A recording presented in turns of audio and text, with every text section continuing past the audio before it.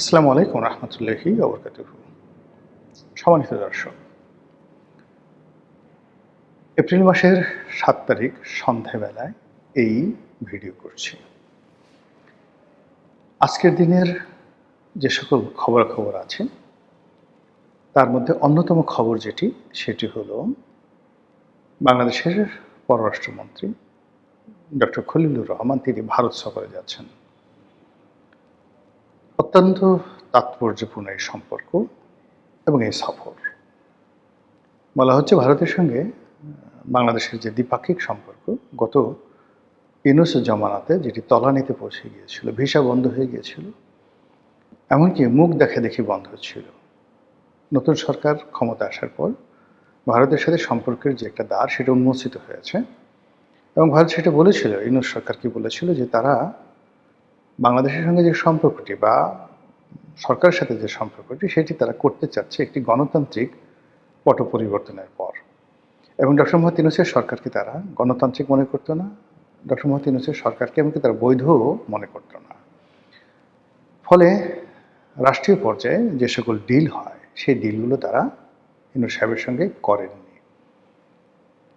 হয়তো ইউনূস সাহেবের তাবেদার যারা ছিলেন বা তিনি যাদের তাবেদার ছিলেন মার্কিন যুক্তরাষ্ট্র, তারা তার সঙ্গে অনেক কিছু করেছেন।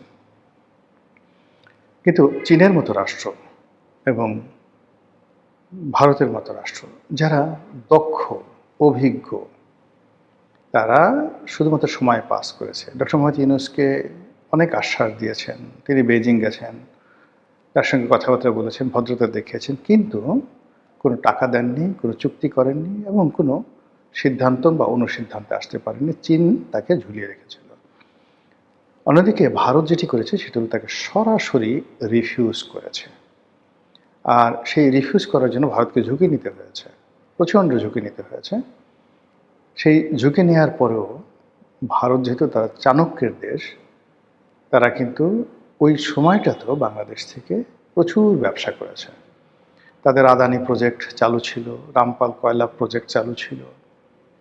ভারত থেকে যে আমদানি সে আমদানি বন্ধ হয়নি, বরং কটন, তুলা রপ্তানিতে অতীতের সমস্ত রেকর্ড ব্রেক করে ভারত ওই সময়টাতে এমনভাবে তুলা এবং ইয়ার্ন বাংলাদেশে এক্সপোর্ট করেছে যে এখানকার মিলগুলো, স্পিনিং মিলগুলো রীতিমতো বসে পড়েছে। তো যা হোক, নতুন সরকার ক্ষমতা আসার পর, ক্ষমতার আসা আগেই বিশেষ করে যখন বেগম জিয়া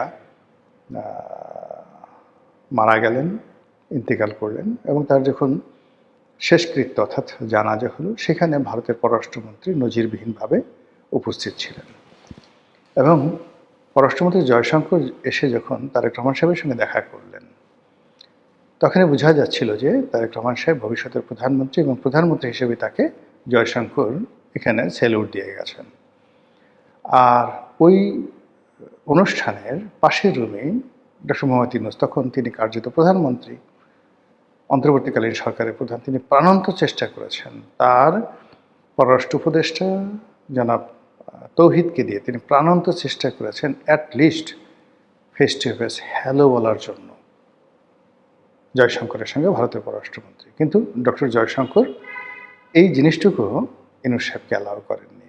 ইট মিনস ইউনূস সাহেবের সঙ্গে ভারতের সকল কর্মকর্তাদের রীতিমতো মুখ দেখাদেখি বন্ধ ছিল। তো সেই অর্থে বেগম জিয়ার তিরোধান, জানাজা, ইলেকশন, তারপর নতুন সরকারের ক্ষমতা গ্রহণ, সব ক্ষেত্রে ভারতের একটা গ্রিন সিগন্যাল ছিল। এমনকি ইলেকশনের সময় ভারতের যে সকল মেশিনারিজ রয়েছে তারা বিএনপিকে সহযোগিতা করেছে। এমনকি আওয়ামী লীগ তাদের বেশিরভাগ ভোট তারা বিএনপিকে দিয়েছে জামাত এনসিপিকে ঠেকানোর জন্য। তো সেই অবস্থাতে এখন এই যে নতুন সরকারের সাথে ভারতের যে সম্পর্কটা হবে, সেই সম্পর্কটা এখন কিছু ক্রাইসিস সামনে এত মারাত্মক আকার ধারণ করেছে যে ভারতের সহযোগিতা আমাদের জন্য এই মুহূর্তে রীতিমতো ক্রাইং নিড হয়ে গেছে। তার মধ্যে এক নম্বর হলো ডিজেল। আপনারা জানেন যে ভারতেও ডিজেলের সমস্যা আছে, এই মুহূর্তে জ্বালানি সমস্যা আছে ইরান যুদ্ধের কারণে, কিন্তু তাদের তো চাহিদা ব্যাপক, সেই তুলনায় আমাদের চাহিদা খুব অল্প। আর ভারতের সঙ্গে আমাদের যে জ্বালানি চুক্তি আছে, সেই জ্বালানি চুক্তির প্রেক্ষিতে যে পাইপলাইন তৈরি করা হয়েছে সীমান্তে, সেই পাইপলাইন দিয়ে যত সহজে, যত অল্প সময়ে আমরা ভারত থেকে ডিজেল আনতে পারব, সেটা অন্য কোনো দেশ থেকে সম্ভব নয়। এতে আমাদের সিস্টেম লস অনেক কম যাবে, পরিবহন ব্যয় নাই বললেই চলে, এবং তার সঙ্গে সঙ্গে খুব স্বল্পতম সময় আমরা আমাদের চাহিদা মেটাতে পারবো। এবং নতুন সরকারের প্রতি বন্ধুত্বের নিদর্শনস্বরূপ ভারত 2 দফায় তারা ব্যাপক ডিজেল, বিরাট একটা যাকে বলা হয় ডিজেল, কত 7,000 মেট্রিক টন বা 9,000 মেট্রিক টন দুটো চালান তারা দিয়েছে, যেটি ইউনূসের জামানাতে এটা হয়নি। তো এরকম একটা প্রসপেক্ট যখন এই যে যুদ্ধ চলছে, আমরা কোথাও ডিজেল আনতে পারছি না, এখানে টাকারও সমস্যা আছে, তো সেখানে ভারত থেকে নগদে হোক, ক্রেডিট লাইনে হোক, আমাদেরকে ডিজেল পেতে হবে। 2 নম্বরে যেটি আছে সেটি হলো যে বর্তমান সরকার নিরবচ্ছিন্নভাবে যাতে ক্ষমতায় থাকতে পারে, ভারতের কোঅপারেশন, ফাইন্যান্সিয়াল অ্যাসিস্ট্যান্স থাকতে হবে। অন্যদিকে ভারতের সঙ্গে আওয়ামী লীগের যে সকল চুক্তি হয়েছিল, সেটাকে আপনি ট্রানজিট চুক্তি বলেন, সামরিক চুক্তি বলেন, পররাষ্ট্রনীতি বিষয়ে আরও অনেক কিছু চুক্তি আছে, করিডোর বলেন, কেউ কেউ বলার চেষ্টা করেছিল যে শেখ হাসিনা বাংলাদেশকে ভারতের করিডোর বানিয়ে দিয়েছে, হোয়াট এভার মেবি। ভারত চাইবে এই যে নতুন সরকারের যে এখন একটা সেন্সিটিভ মুহূর্ত যাচ্ছে, দুর্বলতম সময় যাচ্ছে, যখন ভারতকে অ্যাভয়েড করার কোনো ক্ষমতা তার নেই, সেই সময় তারেক রহমান সাহেবকে চাপে ফেলে এরকম কতগুলো চুক্তি তারা নতুন করে নিতে পারে, আর পুরনো চুক্তিকে আবার বলবৎ করতে পারে। কিন্তু এখানে যে বিষয়টি হবে, সেই বিষয়টি হলো ইউনূসের জামানাতে দুটো মেজর সিদ্ধান্ত। একটা হলো তিস্তা প্রকল্প। তিস্তা প্রকল্প নিয়ে চীনের সঙ্গে বাংলাদেশ অনেকটা দূর এগিয়ে গেছে। দ্বিতীয় হলো সৈয়দপুরে একটা বিশাল চীনের একটা বিনিয়োগ হবে, একটা বড় হাসপাতাল। তো হাসপাতালটা হলো প্রত্যক্ষ বা পরোক্ষভাবে সেখানে একটা চীন বিমান ঘাঁটি তৈরি করবে, যেটিকে বলা হচ্ছে এশিয়ার বৃহত্তম বিমান ঘাঁটি সৈয়দপুরে। দ্বিতীয় বিশ্বযুদ্ধের সময় কিন্তু এটা অনেক বড় বিমান ঘাঁটি ছিল। সরি, সৈয়দপুর না, এটা হলো, আমার নামটা এই মুহূর্তে মনে আসতেছে না, উত্তরবঙ্গের একটা জায়গাতে। তো যাই হোক, তো সেটাও চীন মোটামুটি অনেক দূর এগিয়ে গেছে। পরিবর্তিত পরিস্থিতিতে অবশ্যই ভারত প্রথমে বলবো যে প্রকল্পগুলো করা যাবে না, ওটা বন্ধ করতে হবে। এবং সেটা যদি বর্তমান সরকার করে, ভারতের সঙ্গে আবার সেই অহিনকুল সম্পর্ক হয়ে যাবে। আমরা জানি যে পররাষ্ট্রমন্ত্রী দিল্লি থেকে আসার পরে তিনি বেজিংয়ে যাবেন, মানে চীনে যাবেন।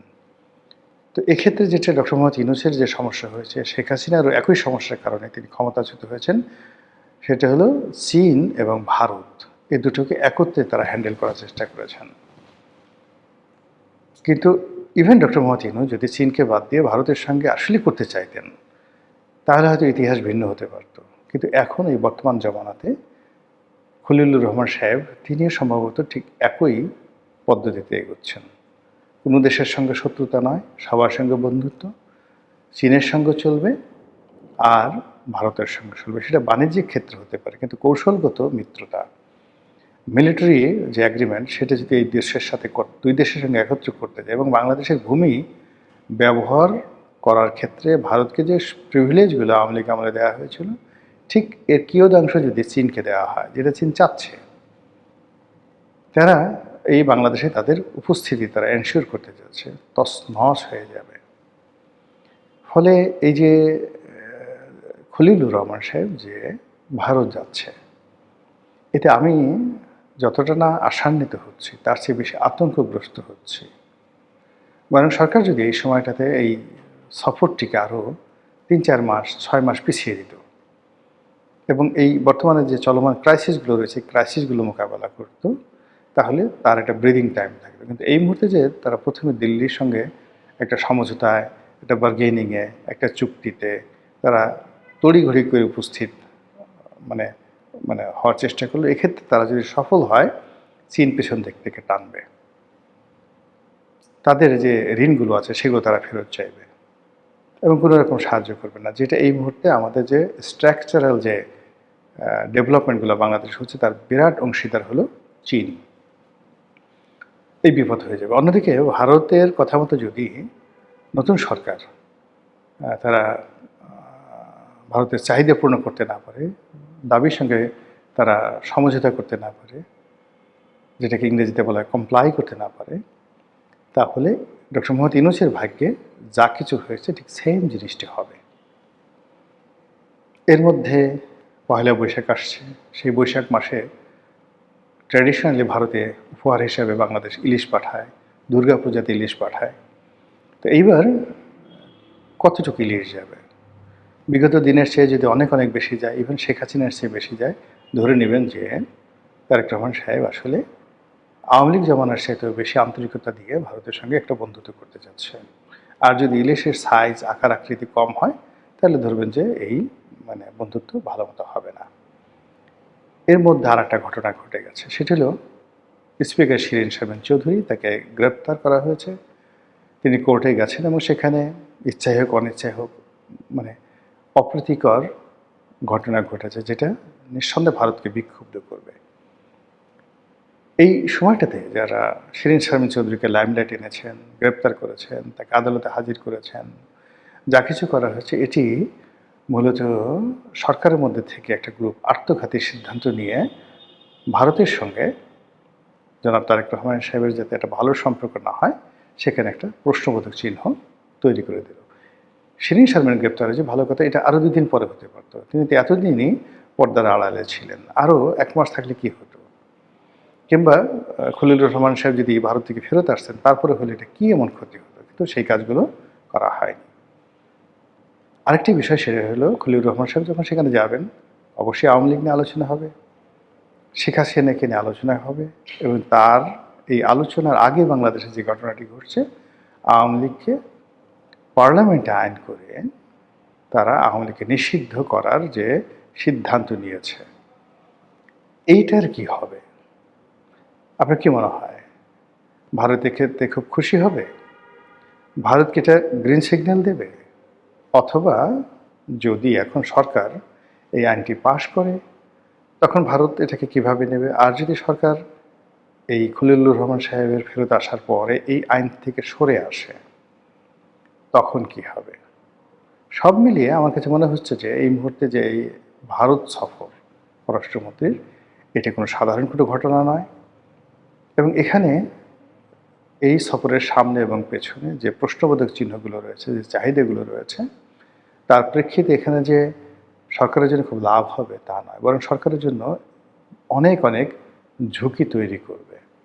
এবং বাংলাদেশকে অস্থিতিশীল করার জন্য যে পক্ষগুলো দাঁড়িয়ে আছে, রাজপথের যে বিরোধী শক্তি, গুপ্ত শক্তি, ফোর্থ স্টেট, পঞ্চম বাহিনী, এবং যে ডিপ স্টেটকে আমরা জমের মতো ভয় পাচ্ছি, যে ডিপ স্টেটের কারণে শেখ হাসিনার পতন হয়েছে, সেই ডিপ স্টেট কিন্তু এখনও থেমে নাই। ফলে খলিলুর রহমান সাহেবের এই যে সফর, সেই সফরের দিকে প্রতিটি পক্ষ তীক্ষ্ণ দৃষ্টি রাখছে এবং পান থেকে চুন খসার সঙ্গে সঙ্গে সর্বশক্তি দিয়ে সরকারকে যদি তার প্রতিপক্ষ যারা আছে আঘাত করে, তাহলে এখনও সরকার শক্তির সঞ্চয় করেনি, তাদের পক্ষে সেই আঘাত প্রতিহত করা, সেই আঘাত অ্যাবজর্ব করা সহজ বিষয় হবে না। মহান আল্লাহ আমাদের সবাইকে হেদায়েত দান করুন এবং হেফাজত করুন। আসসালামু আলাইকুম ওয়া রাহমাতুল্লাহি ওয়া বারাকাতুহু।